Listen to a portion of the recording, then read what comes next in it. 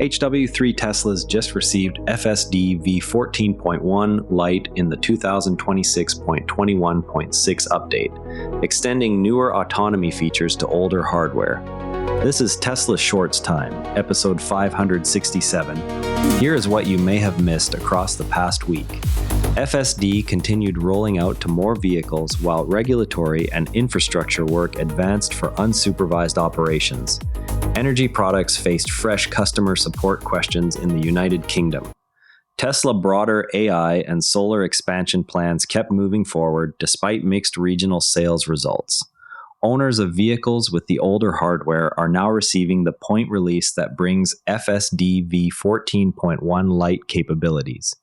The update arrives through the standard software delivery path without requiring additional hardware changes. This extends recent autonomy improvements to a larger installed base that previously faced limits on newer feature branches. The version 2026.21.6 specifically targets HW3 vehicles and delivers the Lite variant of the v14.1 stack. The change keeps the supervised system moving forward on existing cars rather than leaving them behind. Now the focus shifts to plans for unsupervised operations in new cities. Planning documents indicate initial operations targeted for the San Diego area as part of broader unsupervised deployment preparation. The move follows earlier regulatory filings and infrastructure assessments in California. Local permitting and vehicle allocation details remain under review. The filings reference the need for dedicated pickup zones and charging infrastructure ahead of any service launch. This step keeps the regulatory path moving in one more major market. The conversation now turns to the compute infrastructure needed to train the systems behind these plans. The proposed facility would manufacture solar cells at a total investment of $10.1 billion. Site selection and incentive discussions are underway in Texas. The project aligns with existing energy storage and panel offerings. The scale of the investment matches the size of other major Tesla manufacturing initiatives announced in recent years. Site work could begin once incentives are finalized. That expansion in energy manufacturing connects directly to the AI training capacity also growing at Giga Texas. Construction on the Cortex-2 cluster at Giga Texas continues despite a separate data center pause elsewhere in the state. The project supports expanded AI training capacity tied to vehicle and robotics programs. Timeline adjustments for the broader campus have not altered the dedicated Tesla compute build-out. The Cortex-2 effort remains focused on scaling training throughput for both FSD and future Optimus development. Work on this dedicated cluster shows no sign of slowing. The next area to examine is customer hardware reliability updates. Select Cybertruck configurations now carry extended warranty coverage, reaching 8 years in certain cases. The change reverses an earlier, shorter term and applies to specific variants already in customer hands.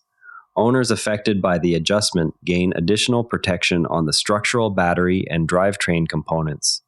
The extended coverage focuses on the high-voltage battery and related propulsion systems for those particular builds. The adjustment brings warranty terms back in line with other recent Tesla models. Real-world battery longevity data offers one way to judge whether the new terms will hold up. A 2022 Model 3 with LFP chemistry was checked for capacity loss following 78,000 miles of use. The test targets assumptions about rapid degradation in lithium iron phosphate packs under real-world conditions. Results are positioned to inform owner expectations around long-term battery health in daily driving. The vehicle in question is a standard Model 3 built with the LFP pack chemistry that Tesla has used in certain markets for cost and longevity reasons. Capacity retention at that mileage gives an early data point on how these packs behave outside lab conditions. Battery longevity data from real-world LFP packs is beginning to separate marketing claims from measurable economics. When a 2022 Model 3 retains usable capacity after 78,000 miles, the cost per mile of ownership drops because replacement cycles stretch further into the vehicle's service life. That shift changes how buyers calculate total cost of ownership and how insurers price long-term coverage. Fleet operators gain an additional lever when they can project higher utilization before packs reach retirement thresholds. The same dataset also pressures the narrative that all lithium chemistries degrade at similar rates. LFP different degradation curve means fleet operators can plan for higher utilization before packs reach the typical 70 to 80% retirement threshold. Manufacturers that lock in LFP for high mileage duty cycles therefore face lower warranty reserves and slower inventory churn for replacement modules. A residential unit failed completely after 1 year of service, cutting off both solar export control and emergency power. The outage occurred without prior warning and left the home reliant on grid supply alone. Tesla has not yet published a widespread fix or extended warranty adjustment for similar early failures.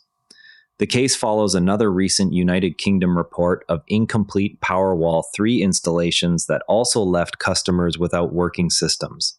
Support gaps in the residential energy line remain an area worth watching. BYD recorded higher European sales than Tesla in the most recent reporting period. The shift reflects stronger uptake of Chinese-branded models across several EU markets. Tesla regional volume declined relative to the prior year. The report notes that BYD models captured share in multiple countries where Tesla previously held stronger positions. The pattern matches the registration drop already seen in the United Kingdom. An owner completed the first documented Tesla drive to the Arctic Ocean at age 84. The trip required careful route planning across remote northern roads and relied on the vehicle cold weather systems. The milestone highlights real-world range and charging access in extreme conditions. The driver documented the journey to demonstrate capability in sub-zero temperatures and limited infrastructure.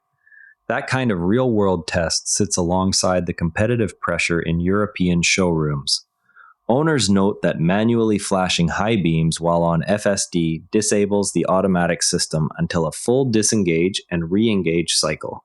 The default behavior turns high beams on during supervised operation, yet the manual override persists across sessions. Community discussion centers on whether a momentary flash should trigger a temporary rather than full disable. The issue appears in both highway and city driving, where drivers occasionally need to signal other vehicles. The in-car interface now allows owners to design and preview custom license plate graphics that match real-world plates or novelty designs. The tool renders changes instantly on the vehicle display for quick confirmation. No additional hardware or subscription is required for the feature. The visualization appears on the screen in the same location as the physical plate would be mounted. One intersection test captured on video showed the supervised system staying put through 10 full light cycles at a busy exit. The vehicle made no attempt at the left turn, even when gaps opened in cross traffic. The driver waited across repeated cycles before overriding to complete the maneuver. The clip has circulated among owners questioning how the stack handles complex, unprotected turns. No software update addressing this exact scenario has been noted in the current release notes. Ford announced an electric truck with a starting price of $28,000, aimed at the commercial and personal segments. The model enters a market where Tesla's Cybertruck holds a higher price position. Availability and range specifications are expected in later announcements. The pricing undercuts several existing electric pickup options and targets fleet buyers seeking lower entry costs. Early coverage positions the truck as a direct volume play rather than a premium offering. The extended Model YL variant delivers improved ride quality over prior versions while adding 20 inches of cargo space behind the third row. Early owner feedback highlights the added practicality for family use. Production allocation remains limited to select markets. The longer wheelbase also improves rear legroom without sacrificing the existing cargo area ahead of the third row. Reviewers noted the change keeps the overall footprint manageable while increasing usable space for luggage and gear. Waymo's updated passenger interface incorporates Google Gemini for in-ride assistance and controls. The changes focus on simplifying trip management and information display rather than core driving functions. Tesla's competing unsupervised plans will face direct comparison on cabin experience once deployed. The Gemini features allow voice queries about local points of interest and trip adjustments without leaving the main screen. The update arrives as both companies prepare larger robotaxi fleets in overlapping cities. Before we go, the next regulatory filing for San Diego operations could clarify pickup zone requirements. And that's a wrap on today's Tesla news. TSLA closed at $328.58, up $9.05, 2.8%. If you enjoyed this episode, please leave a rating or review. It genuinely helps other Tesla fans find us. I'm Patrick in Vancouver. See you tomorrow. One more thing. If you liked today's episode, our sister show, Fascinating Frontiers, is worth a spot in your feed. The most fascinating news from space and science. It's one of the Nera Network's daily briefings, all free at neranetwork.com. New to the network? neranetwork.com, start here, picks the right daily briefing for you in about 2 minutes. This episode used AI voice synthesis of my voice. Editorial selection and analysis are my own.